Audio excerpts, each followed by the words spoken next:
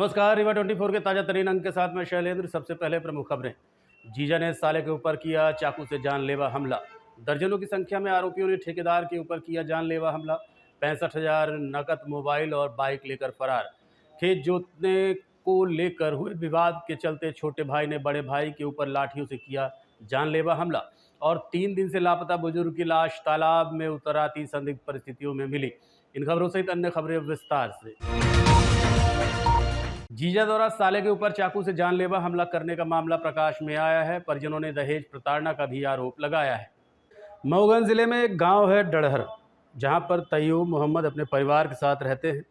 तैयूब ने बताया कि उनके बेटी की शादी अबरार मोहम्मद के साथ की गई थी। शादी के बाद से ही अबरार उनकी बेटी को परेशान किया करता था और दहेज की मांग करता था। जब झगड़ा बढ़ा तो मेरा बेटा तैयब मोहम्मद अपनी बहन को बुलाने ससुराल गया और उसे लेकर घर आ गया। पीछे से पीछे अबरार भी आया और मेरे बेटे के ऊपर चाकू से हमला कर दिया, जिसे गंभीर अवस्था में भर्ती कराया गया है। वहीं पुलिस को इत्तला करने पर पुलिस ने कोई कार्रवाई नहीं की। पीड़ित तैयूब ने बताया कि पुलिस ने पैसे लेकर अबरार को छोड़ दिया। घटना ये है कि सर हमारे लड़की को ले गए थे बुलाकर वहाँ रही मई के ससुरे में, तो वहाँ से परेशानी करते थे उसको, तो उसके पति मारे थे। तो वहाँ से भगाने पर आने हमारे घर आई थी। हम लोग डांट मतलब खेती कर रहे थे, टेसर लगवाए थे, तो हम लोग घर नहीं रहे। तो वहाँ से आई तो उसको लड़का हमारा सो रहा था, ये लड़का, तो उसको पहुँचा तो लड़की हमारे अंदर हो गई। लड़का हमारा लड़का पहुँचा तो माँ चाकू से 3 जगह चाकू फिर मारा। ये घटना है सर। कौन है ये मारने वाले? अबरार मोहम्मद। ये कौन लगते हैं? ये हमारे हुआ है पहुना है, और उसका भाई है सखावतदीन, उसकी माँ है जोहरी नाम है उसका। घटना का कारण क्या है, मारने का कारण? घटना के कारण ये सर कि अब लड़की हमारी ये आई थी, अब हम परेशानी बहुत करते थे हमारे ससुरे में। दहेज का प्रकार? हाँ, दहेज प्रथम में हम सर हमसे बताए थे 75,000 रुपया शादी करते, 75,000 दिए थे, पूरा डेरा दिए थे। अब पुन मांगते थे कि 2 लाख 3 लाख रुपये बाद हम करीब आदमी कहाँ से पाएंगे सब दें, यही परेशानी, हम कहाँ से पाएंगे ले के दें। घटना कहाँ पर हुई है? घटना हुई हमारे घर के बगल में हुई है। कौन सा गाँव है? टड़हर का थाना कौन सा लगता है? थाना मगन लगता है। हाँ मऊगंज। क्या पुलिस आई, ये कुछ बरामद की क्या? हाँ, पुलिस हाँ आई थी, पुलिस आई थी, एम्बुलेंस से आया था। हाँ, आरोपी पकड़ गए हैं? चाकू भी बरामद हुई है। आरोपी पकड़ गए? आरोपी पकड़े थे सर, तुरंत छोड़ दिए थे, पैसा ले देंगे छोड़ दिए थे। पुलिस में थाने में ले आए थे, तुरंत छोड़ दिए, तत्काल छोड़ दिए। ये आपका लड़का है? मोहम्मद तैयब। क्या घटना हुई है आपके साथ? सर मैं बुलाने गया था किसको? बहन को। हाँ, तो क्या हुआ? वहाँ से आया उसका भाई, उसको अपने भाई को भेजा के जाओ जान से मार दो, जो लोग मैं देख लूँगा। तो मेरा जीजा है सर। वो आपके कौन लगते हैं जो मारा है? जीजा। जीजा से मारा? जी। विवाद क्या था? विवाद है दहेज का। दहेज का? जी, बोलता है दहेज दीजिए। और क्या मांग रहा था दहेज? ये गाड़ी घोड़ा मांग रहा था सर। किसके पहले 75,000 रुपये दे। कौन मारा, कौन है? क्या नाम है? तो जीजा मारा है, क्या नाम है उनका? मोहम्मद अबरार। कहाँ के रहने वाले हैं? पहाड़ी। पहाड़ी? मऊगंज? जी। आप कहाँ के रहने वाले हैं? टड़हर के। घटना कहाँ हुई? घटना हमारे गांव में हुई, टड़हर में। कितने बजे घटना है? ये 9:30 बजे की बात है। रात में? जी, मैं खटिया मारे हैं आप? पे पौड़ने थे तो आज 3 चाकू मारा है। क्या जी। मारे हैं? जी। मारने वाले जीजा हैं आपके? जी, उनका क्या नाम है? मोहम्मद अबरार। और उसका भाई बोला कि वो जाओ मार के चले जाओ सबको। सखावतदीन। कहाँ चोट आई है आपको? ये है हाथ में? हाथ में करिया है। दहेज को लेकर आई? दहेज वही बोला लेने के लिए।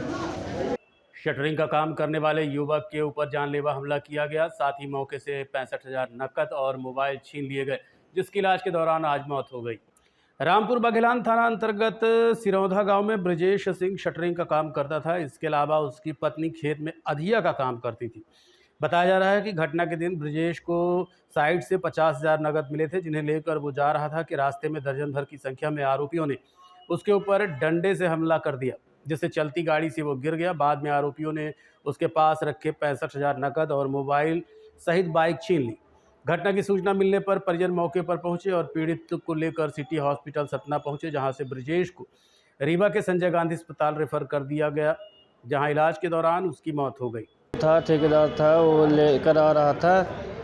तो पुल है रामपुर में लगता है वो थाना, तो उधर गाड़ी में चलते गाड़ी में डंडा से मार दी है, तो गिर गया। तो फिर मेरे को भी मारा इधर ये बुल्लू के, ये तो मैं भाग दी, मेरे को झगड़े थे, मेरे को नहीं पाए है, मशीन गया उन लोगों को।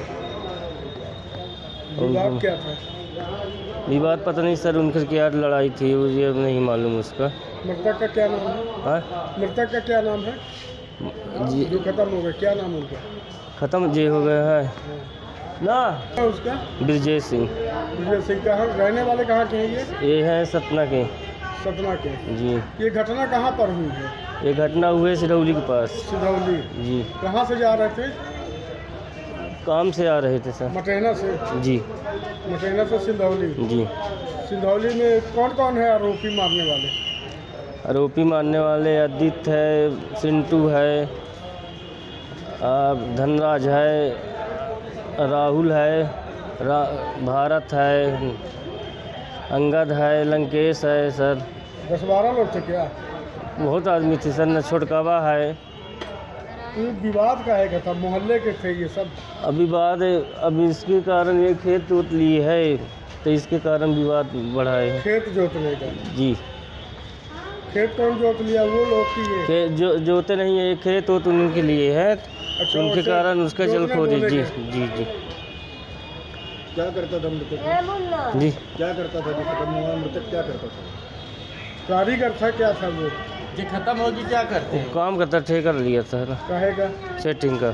सेटिंग है जी जी मकान की सेटरिंग? जी जी। ये घटना स्थल कहाँ का है? कौन सा थाना आता है जहाँ घटना हुई? ये रामपुर आता है रामपुर बंगला। जी। फिर कहाँ ले गए थे जब? सतना ले गए थे सर। पटना अस्पताल? कौन सा जी। अस्पताल ले गए थे? सरकारी पता। वहाँ से यहाँ रेफर कर दिए? जी जी बापू। कितने बजे पहुँचे हैं?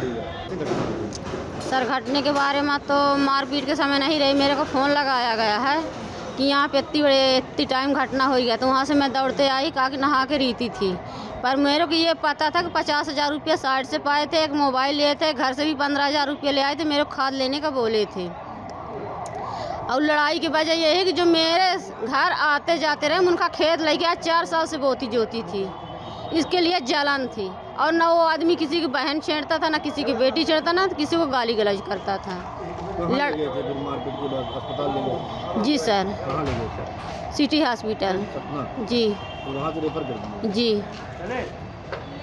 बैकुंठपुर थाना क्षेत्र अंतर्गत छोटे भाई ने बड़े भाई के ऊपर लाठियों से जानलेवा हमला कर दिया। ये हमला खेत जोतने को लेकर हुए विवाद के चलते हुआ था।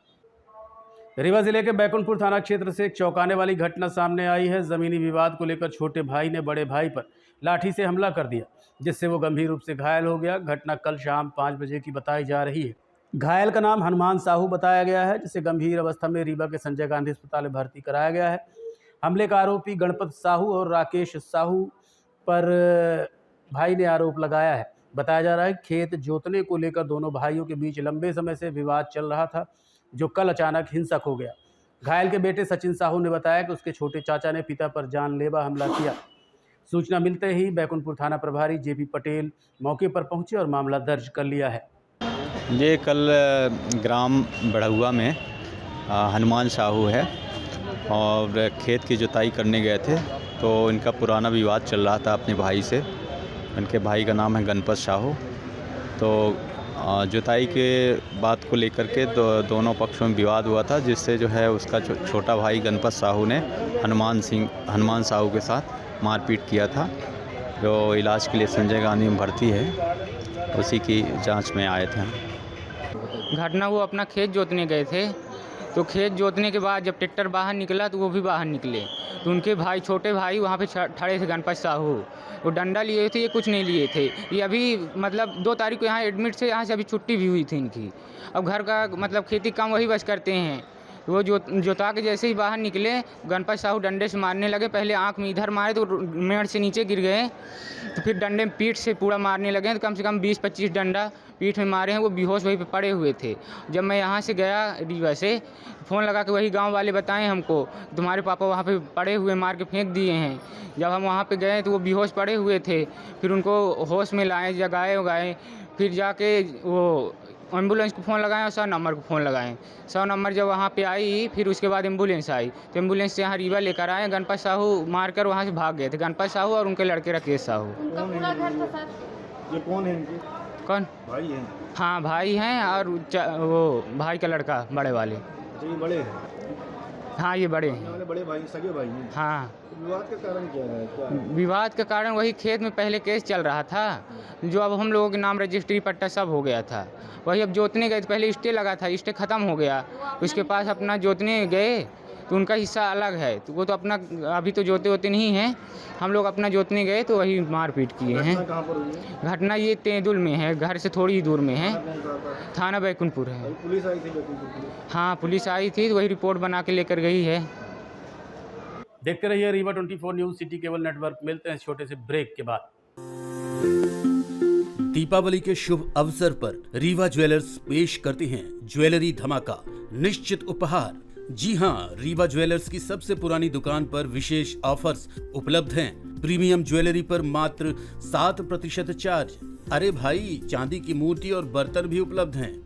अधिक जानकारी के लिए संपर्क करें 7898261339 और 6265511369 पर। जी हां, दीपावली के शुभ अवसर पर अब रीवा ज्वेलर्स पेश कर रहे हैं हॉलमार्क ज्वेलरी की 100% वापसी। तो आज ही पधारें Rewa Jewellers, Fort Road, Sindhi चौराहा।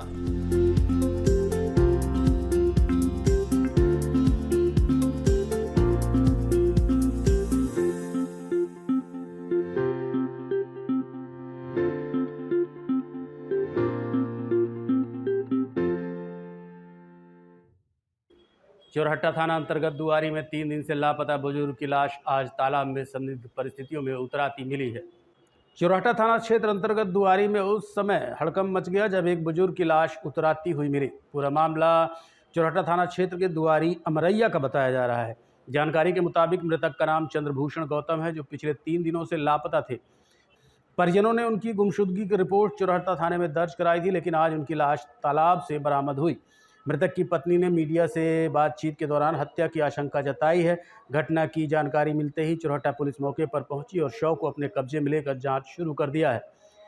कलकत्तेट में चाय की दुकान लगाई हूँ तो वहाँ रहती हूँ। और मेरा पति घर में बैठ रहता था, काम चिंत कुछ कभी नहीं करते हूँ। थोड़ी मानसिक संतुलन खोए रहते थे, इलाज चलती है। उनको सुनाता कम है, किसी की बात वो सुनते नहीं न गुनते, बस बैठ रहते, खा लेते खाना, बैठ रहते। चाहे बहू खाना पहुंचा दे या हम दें या कोई मतलब नहीं, कोई दे दे खाना। तो दोपहर में खाना मांगे हैं 12 बजे, तो बहू परस के दी है तो खाए हैं दाल चावल। अब फिर नाती से बोले हैं कि हम राम बहोर परौहा को देख आए बेटा, आते हैं।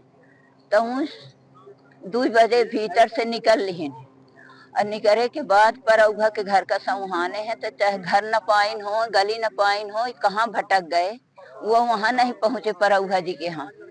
फिर ये का किहिन की वहाँ से रेंग चले तो गली बाईपास चढ़े तो या सीधे चले आए धौचट कई। अभी गली नहीं पाइन, भटकते रह गए। अभी लोग घर महेरे की बब्बा नहीं लौटे उनके घर से परौघा जी के, तई दौड़े दौड़े पूछने गए। वो बोले मेरे घर नहीं आए। जब बताए मेरे नहीं आए तो ये आके बताया कि उनके घर गया नहीं बब्बा। तो कहीं कहाँ गए बब्बा? तो हम कहने रे ठंड हो गया बब्बा का, चलो ढूंढो। फिर दौड़ दौड़ के लड़का नाती, एक कई लड़का, एक कई नाती, एक कई हम, फिर अपने गांव मोहल्ले के लड़के को 2 के लिए, फिर इनसे धौचट, तालाब, अमरैया, पूरा गांव सब तर छानबीन किए। 11 बजे तक नहीं मिले तो हमको यह लगा कि हम रिपोर्ट लगा दें, तो हम चोरहट्टा थाना में जाके रिपोर्ट डाल दी। रिपोर्ट डालने के बाद वहाँ से बार बार हम हाथ जोड़ के विनती करते थे कि साहब वो बुजुर्ग है और कपड़ा नहीं पहने हैं तो वो कैसे जी पाएंगे या ठंड में, तो आप ऐसा करिए कि जल्दबाजी करवा दीजिए साहब, भिजवा दीजिए। तो बोले कि फोटो भेजवा दो काल अम्मा जी, हम काल दिन में आएंगे, हम रात में कुछ न करेंगे। घटना ये हमारे चाचा जी हैं, चंद्रभूषण गौतम नाम है इनका। ये परसों करीबन 2 बजे दोपहर में घर से निकले हैं। शर्ट पहने हुए थे, बाकी जो कपड़ा आपको दिख रहा है ये सब लिए हुए थे। ये घर से आप कितना दूर इधर आ गए है ना, ये आते दिखे तो 1-2 लोगों ने, जब हम लोग जांच किए 5:30 के बाद जब ये घर नहीं पहुंचे तो बच्चों ने जांच किया कि भैया कहाँ चले गए। जांच करते करते 7 बजे जब चाची आई, कलेक्ट्रेट में चाय की दुकान लगाती है, जब वहाँ से ये आई फिर हल्ला हुआ। 8 बजे हमको अखाड़ घाट में रहते हैं हम, वहाँ फ़ोन गया कि चाचा ऐसा हो गया। हम लोग वहाँ से भागे तो 1:30 बजे तक ये पूरा तालाब बड़ा वाला टार चले गए। 1-2 लोग गांव के ही बताए कि हमको ये तालाब के मेड़ में उतरते दिखे हैं। ये परसों की बात है ना। फिर परसों 1:30 बजे रात तक ढूंढे नहीं मिले। कल फिर सुबह जब गए आगे तो एक बंदे ने बताया कि हमको परसों 4 बजे उधर से इधर लौटते दिखे हैं। चौराहा थाना में रात में परसों रिपोर्ट हो गई थी। फिर आज तीसरा दिन है, बच्चे कंटिन्यू सुबह शाम इस तालाब का चक्कर लगा रहे हैं, कहीं कुछ नहीं था। सुबह 7 साढ़े 7 बजे बच्चे आए तब कहीं कुछ नहीं था। मजे की बात कि ठीक है, बॉडी तो जैसे आप लोग भी देख रहे हैं, कोई कह सकता है कि कहीं फंसा रहा होगा, आज यहाँ आ गई। ये कपड़ा नहीं था, ये कपड़ा भी आया है 8-9 बजे के बाद, कपड़ा टोपा ये। तो हम लोगों का ये कहना है सर कि ये किसी के घर में कैसे मरे हम नहीं जानते, लेकिन किसी के घर में मरे और ला के फिर इनको यहाँ डाला गया है।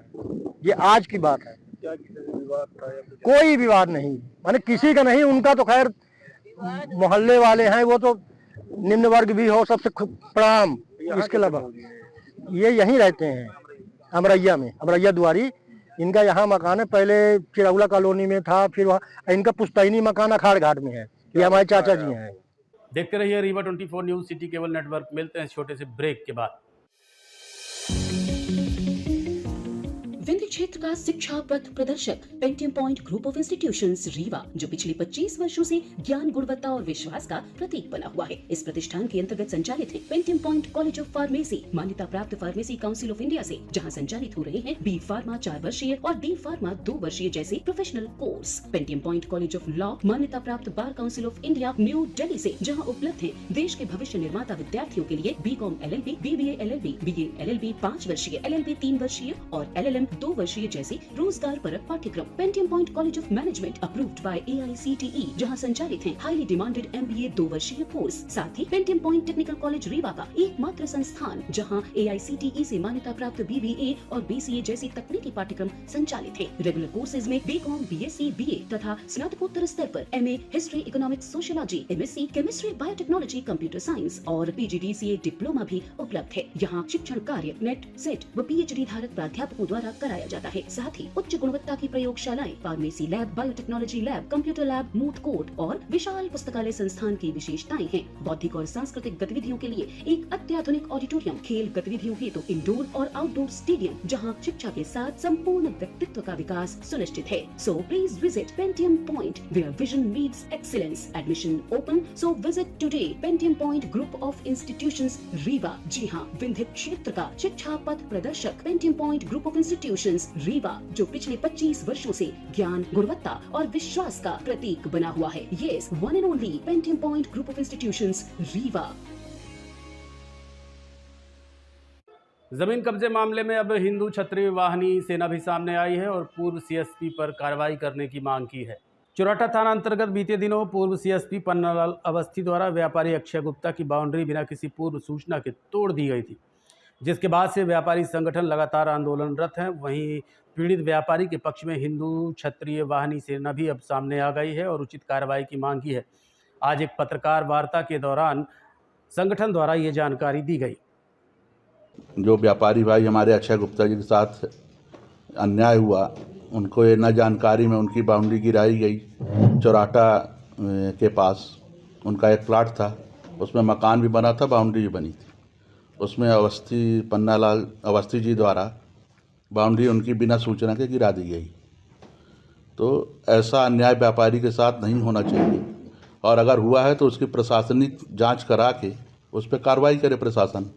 अभी तक उनकी किसी भी प्रकार की कोई सुनवाई नहीं हो रही है। और हमारा संगठन अवस्थी जी के साथ जो भी व्यापारी हैं अपने अक्षय गुप्ता जी, उनके साथ पूरे बल के साथ खड़ा हुआ है और प्रशासन न्यायिक कार्रवाई करे, न्यायिक जांच करे और जिसका जो सही गलत पाया जाए उस पर कार्रवाई करे। नहीं, कार्रवाई तो प्रशासन ही करेगा। हम लोगों के अधिकार में तो है नहीं कि हम कार्रवाई वहाँ जाके नाप करेंगे या जो भी गलत हुआ है उसको हम वहाँ सही गलत का फैसला करेंगे। हाँ, हम खड़े ज़रूर हैं, प्रशासन के साथ भी खड़ी रहेंगे, व्यापारी के साथ भी खड़े हैं।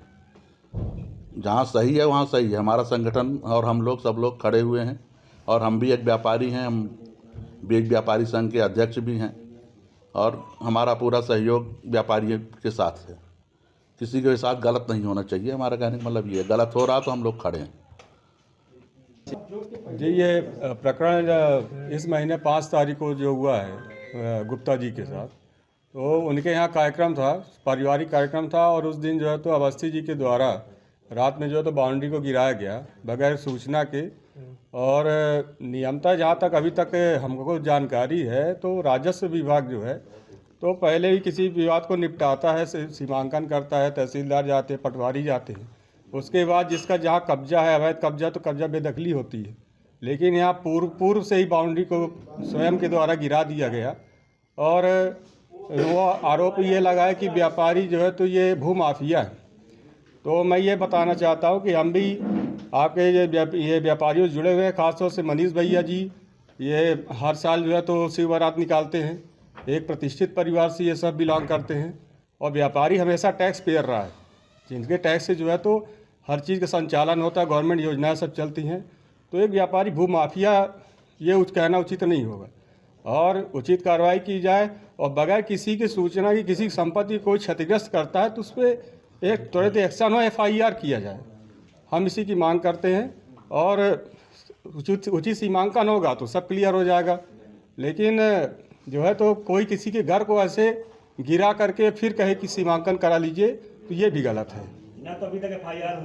आज के अंक में इतना ही। देखते रहिए रीवा 24 न्यूज़। नमस्कार।